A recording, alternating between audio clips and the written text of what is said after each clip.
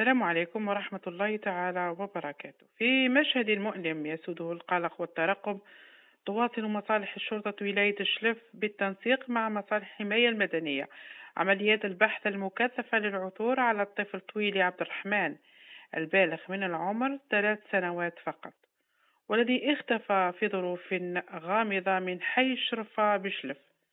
وحسب ما أفادت به العائلة فإن الطفل خرج من المنزل حوالي الساعة 10:30 صباحا، ومنذ ذلك الحين انقطعت أخباره تماما، ما أدخل أهله وسكان الحي في حالة من الهلع والبحث المستمر.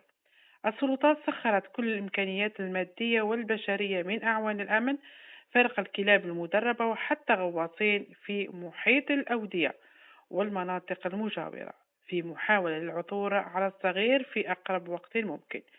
والعائلة تناشد كل من شاهده أو يملك أي معلومات أن يتصل بأقرب مقر شرطة ممكن.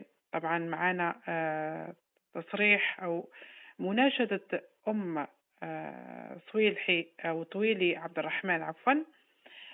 طبعا كل دقيقة تمر تزيد من قلق الأسرة والمجتمع بأكمله، فالأمل لا يزال قائما إن شاء الله في أن يعود عبد الرحمن إلى أحضان العائلة تاعو سالم غانم. خوتي الأعزاء، انشروا الصورة والمعلومة والفيديو على أوسع نطاق، فربما تكون مشاركتكم سببا في إنقاذ حياة هذا الطفل البريء. يا رب إن شاء الله يرجع الكنف العائلة تاعو وهو بخير. فقط نداء ليكم نقول لكم ردوا بالكم على أولادكم، ما تسمحوش فيهم وما تغفلوش عليهم مهما كان راهم صغار وما يعرفوش يعني الشي اللي يضرهم والشي اللي يساعدهم.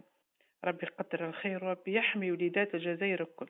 كونوا حذرين، فأنتم يعني الواجب نتاعكم هو رعاية أطفالكم مهما كانت الظروف.